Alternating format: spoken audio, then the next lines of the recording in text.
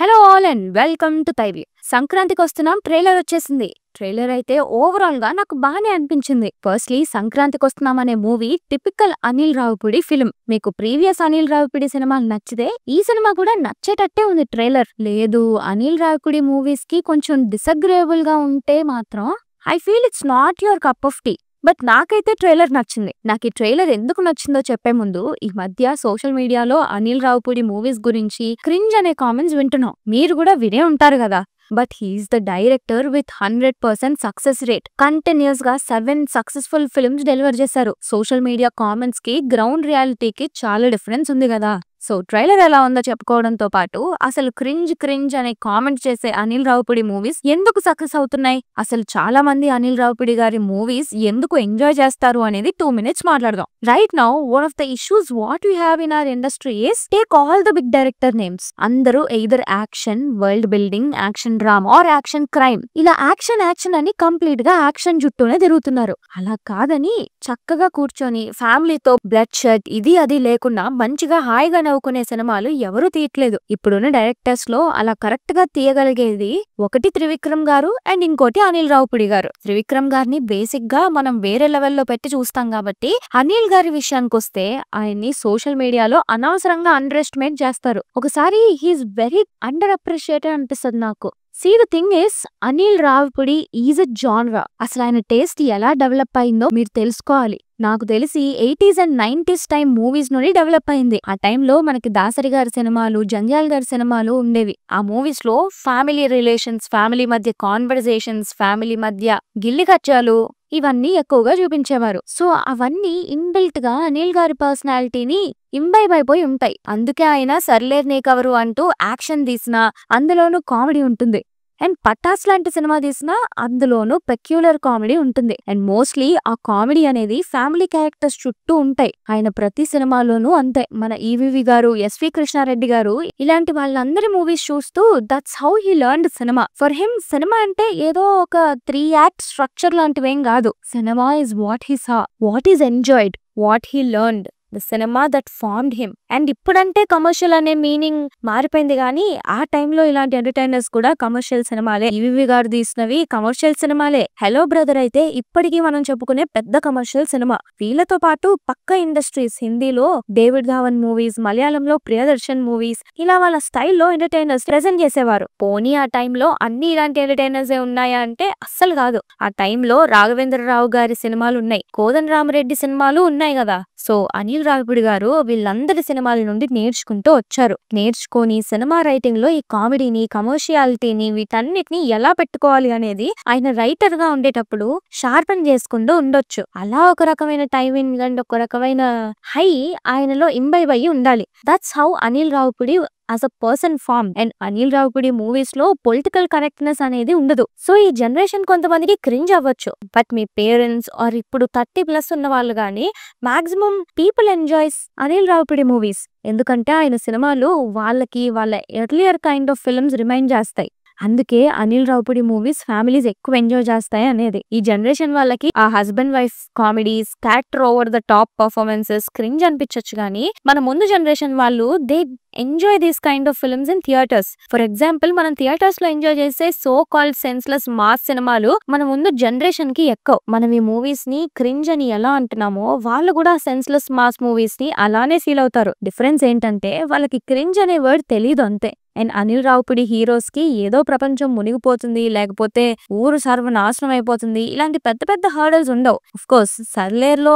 Army back drop ఉంటుంది, కానీ usually Anil గారి సినిమాలు అలా ఉండవు. మోస్ట్లీ ఫ్యామిలీ క్యారెక్టర్స్ చుట్టూనే ఉంటాయి. So if you take all the points we discussed earlier, సంక్రాంతికి వస్తున్న ట్రైలర్ భలే నచ్చింది నాకు. ఏదైతే ఎక్స్పెక్ట్ చేశానో అదే ఉంది. అండ్ అనిల్ రావిపూడి గారు తన మూవీస్ లో ఒక సర్రియలిస్టిక్ సెటప్ పెడతారండి, బట్ క్యారెక్టర్స్ మాత్రం రియల్ ఉంటాయి. దీని వల్ల ఏమవుతుందంటే కమేడియన్స్ లో ఒక్కొక్కరికి ఒక్కొక్క టైమింగ్ ఇచ్చి, ఒక్కొక్కరికి డిఫరెంట్ స్టైల్ ఇచ్చి, ఒక ఫార్సికల్ కైండ్ ఆఫ్ కామెడీని గానీ, సర్రియలిస్టిక్ కైండ్ ఆఫ్ కామెడీని గానీ, లేకపోతే ఒక స్లాప్స్టిక్ కైండ్ ఆఫ్ కామెడీని గానీ ఎన్హాన్స్ చేయొచ్చు. మీకు ఈ సెటప్ న్యాచురల్ గా కన్నా ఇలా డిఫరెంట్ గా ఉన్నప్పుడు ఏంటి అంటే it enhances it more. Also it shouldn't be like perfect అనమాట.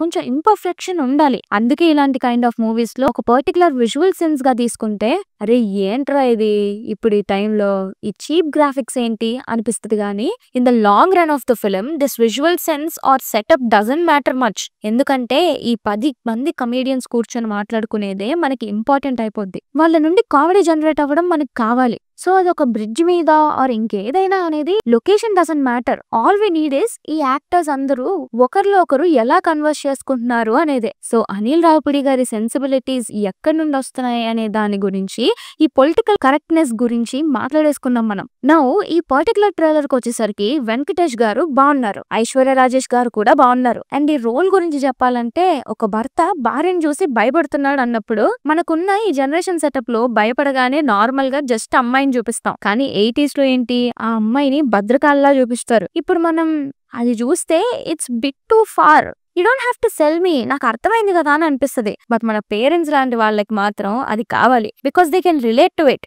వాళ్ళు చిన్నప్పటి నుండి అలాంటివి చూస్తున్నారు. Here Anil Ravipudi is not trying to better the society with his films. He's taking what is already there. So I think ఇది perfect example. Old generation and present generation ఒక విషయాన్ని ఎలా పర్స్యూ చేసుకుంటారో చెప్పడానికి. సో అనిల్ గారికి ఆయనకి ఎలాంటి audience కావాలో ఆయనకు తెలుసు. జనాలందరూ ముందు గేమ్ చేంజర్, తర్వాత డాకు మహారాజ్ లాంటి బ్లడ్ షెడ్ మూవీస్ చూసాక మంచిగా ఒక డెజర్ట్ కింద ఈ మూవీని ఎంజాయ్ చేస్తారు అనే దానిలో ఈ సినిమా తీశారు. అండ్ అలానే ప్రెజెంట్ చేశారు కూడా. And coming to Aishwarya Rajesh, she is always a good actress. She is a proven actress. ముందు నేను వెంకటేష్ గారి పక్కన అంటే ఏజ్ డిఫరెన్స్ ఏమైనా కనిపిస్తుందేమో అనుకున్నా.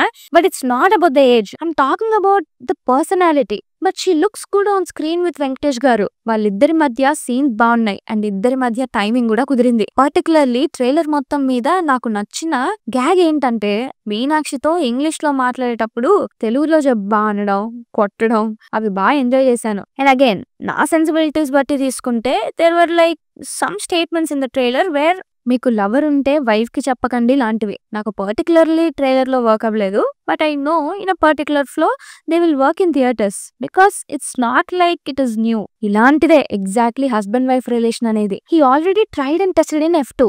Now is just revisiting that with a different angle. And camera work could have been better. Frames could have been better. Technical గా you can talk a lot. But again trailer వచ్చేటప్పుడు or theatre కి వెళ్ళేటప్పుడు గానీ audience గా మీరు చూసుకోవాల్సింది ఏంటి, ఎవరి సినిమాకు వెళ్తున్నారు, ఎలాంటి సినిమాకు వెళ్తున్నారు అని. ఇక్కడ అనిల్ కైండ్ ఆఫ్ మూవీస్ గురించి మీకు ముందే తెలుసు. So you get what you expect. And that's what Anil Ravipudi delivers. And ఈ మూవీకి అన్ని మంచి శకునాలే ఉన్నాయి. సాంగ్స్ ఆల్రెడీ హిట్ అయ్యాయి, హీరోయిన్స్ బాగున్నారు, ఇదొక perfect family entertainer. And Venkatesh గారికి ఆల్రెడీ ఫ్యామిలీస్ లో ఆ పుల్ ఉంటుంది.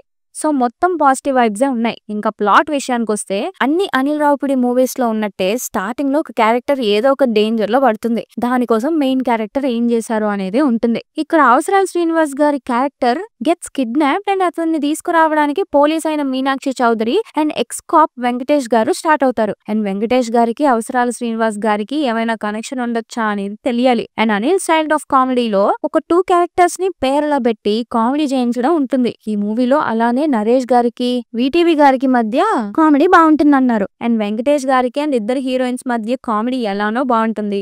సో అగైన్ ఇంకా ఎవరైనా మూవీ రియలిస్టిక్ సెటప్ లా లేదు, డిఫరెంట్ గా ఉంది అనే కంప్లైంట్ ఉంటే బాస్ ట్రైలర్ ఉన్నది అందుకే కదా.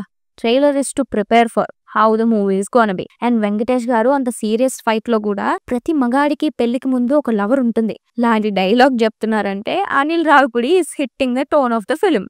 సో ఈ పొలిటికల్ కరెక్ట్నెస్లు or whatever the rules which you think about how a particular film should be లాంటివి ఏమైనా ఉంటే maybe this wouldn't be your cup of tea. But then మీకు F2 నచ్చితే నాకెందుకో మీకు ఈ సినిమా కూడా నచ్చేస్తుంది అనిపిస్తుంది. So I think even I will like this film as well. That's the video guys. If you like the video, please do like, share and subscribe to Thai View and hit the bell icon for more updates. Thanks for watching. This is Team Thai View signing off.